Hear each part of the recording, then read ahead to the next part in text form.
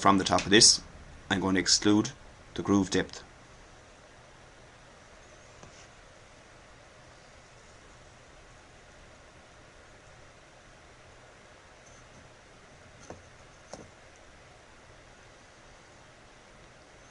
I can now continue to finish the sketch, but I must be able to turn on the visibility of the sketch first. So turn on the visibility, extrude, cut, and through all.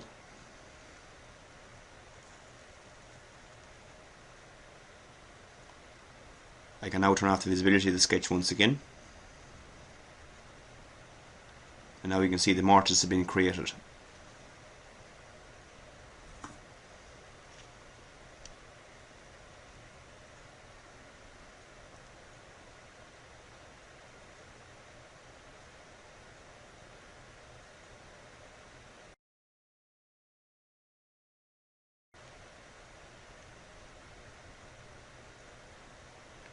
Instead of drawing the bottom rail, once again using the same method as the top rail, I'm just going to open the top rail and resave it as the bottom rail.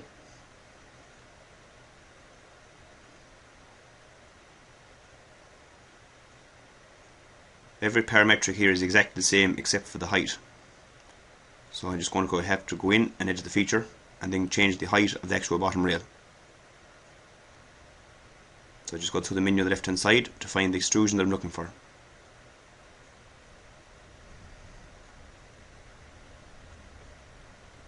As discussed before, when you hover over these commands, it'll actually show up in red lines the actual command that actually carried out. So there's my extrusion. I'm just going to edit the feature. I'm going to change the height now. So back to list parameters and select the height I require.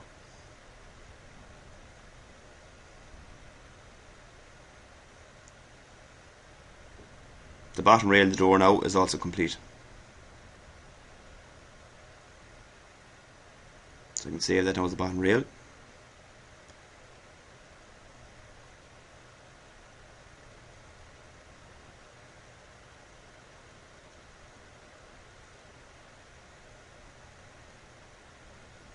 Now I need a groove as well in my style to accept the glass panel. So at the very top I'm going to create a rectangle. And when this is extruded downwards in a cut fashion, it'll create the groove that I require.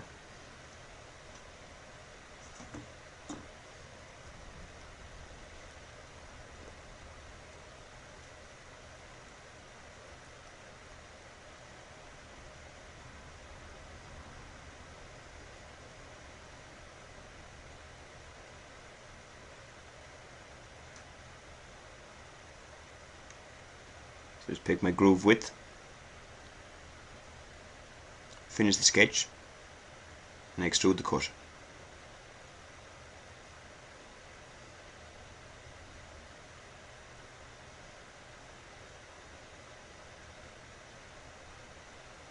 My style is now completed, so I can save that once again.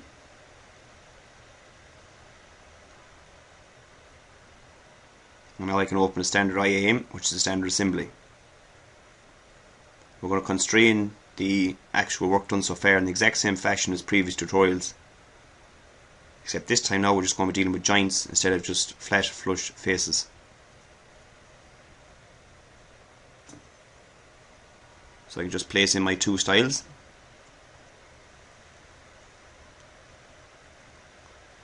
Go back to the folder to contain the work and also bring in the other two parts.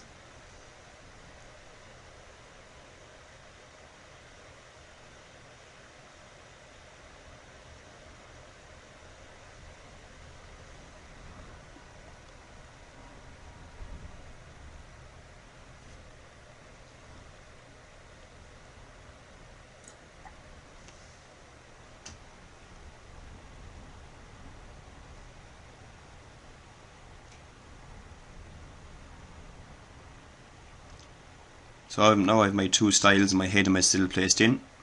I can now constrain the door together.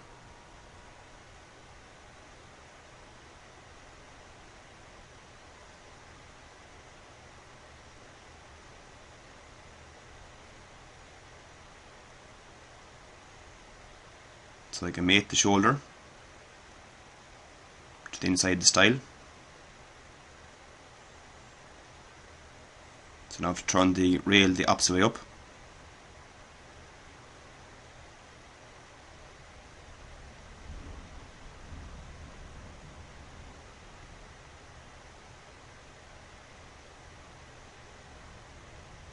So now I'm going to mate the top to the top of the inside the mortise.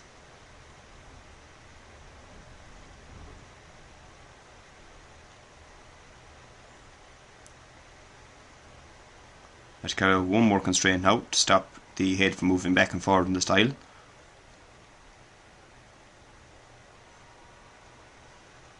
I could create a flush command on the outside, but I'm just going to constrain the mortise to the tenon itself.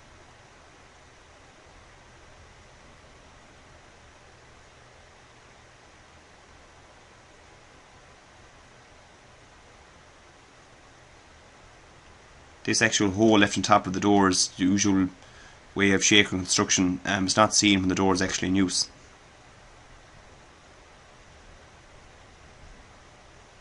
So now I can constrain the sill in the same fashion.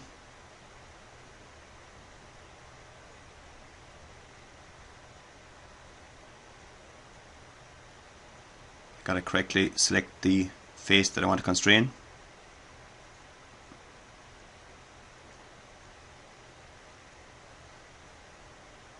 And I'll pull the entire lot together now as well. So I'm just going to move that out of the way a small bit. And I can flush the end of the tenon to the back of the stile. Now also the top of the tenon to the top of the mortise. And click apply. All that remains now of these sections of the door is just to apply the other stile in place. Now as you can see again, it's the wrong way around once again, so I have to turn that around when I constrain it.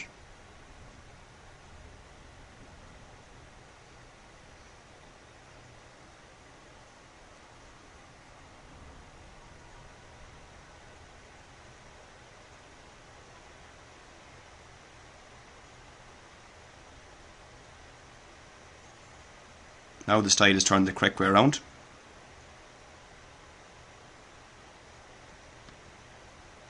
I must perform two more constraints now as well. This is the exact same way in any other type of assembly. So I now mate the shoulder just beside the groove of the stile. Click apply. Now we can slide the stile up and perform one more constraint.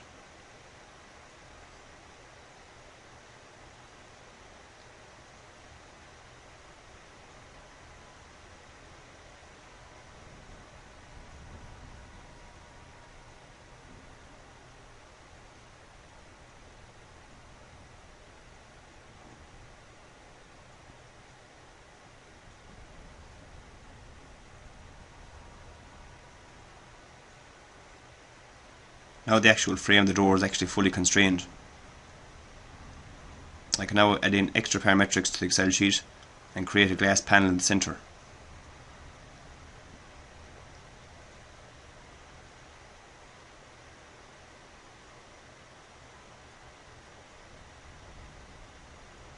To actually create these parameters, I need to use some formulas relating to the rest of the door. So the glass thickness is the same as the width of the groove. Just put that in yellow to highlight the formula.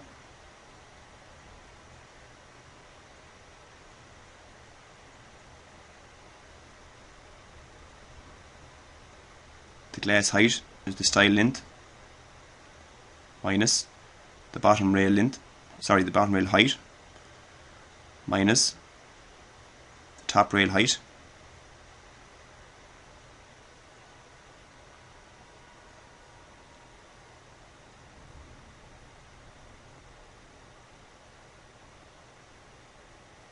plus the groove depth multiplied by 2. So that gives me 1730mm. I'm just going to highlight that in yellow as well, just to highlight the formula, make sure it's not typed over at any stage. The glass width, the formula is carried out in the exact same fashion now again. So it's the rail length minus the style width multiplied by 2 plus the groove depth multiplied by 2. You can once again highlight this in yellow, save the sheet,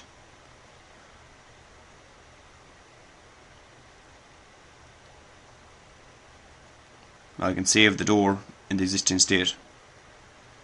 What I have to do now is actually create a new part that I'm going to place into this assembly, and the new part is going to be the glass.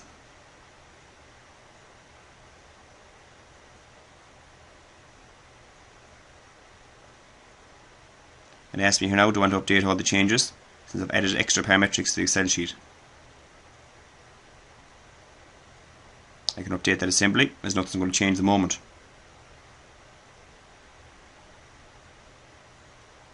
So I just close that down, yes to all, and OK.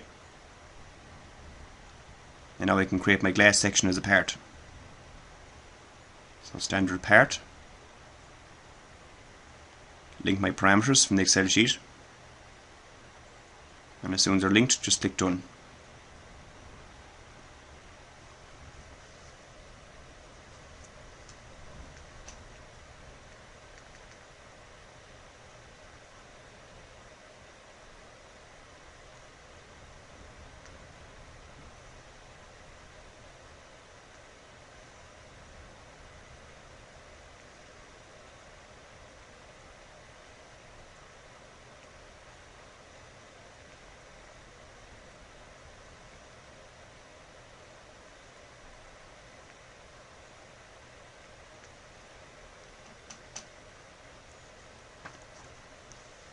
So now we just create the height of my glass panel. And I can change the material from the top toolbar to glass.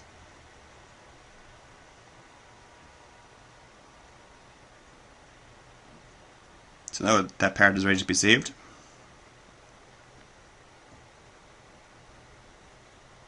All that remains to do now is actually constrain the glass to the existing door in the assembly.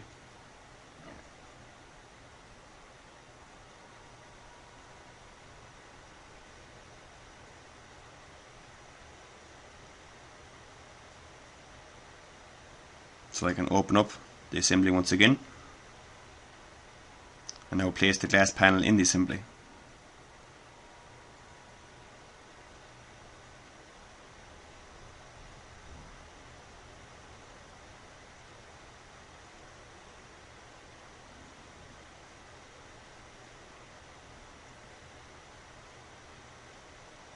The exact same constraining techniques now going to be used as used previously. So I'm just going to create a constraint, mating the front of the glass panel to the front of the groove.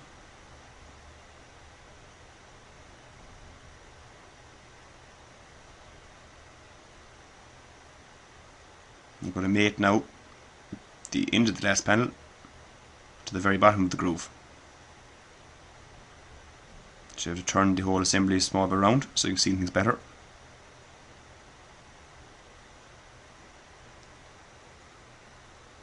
That's it there. Click apply. Now there's one more constraint. The bottom of the glass panel has to be constrained to the bottom of the groove of the bottom rail.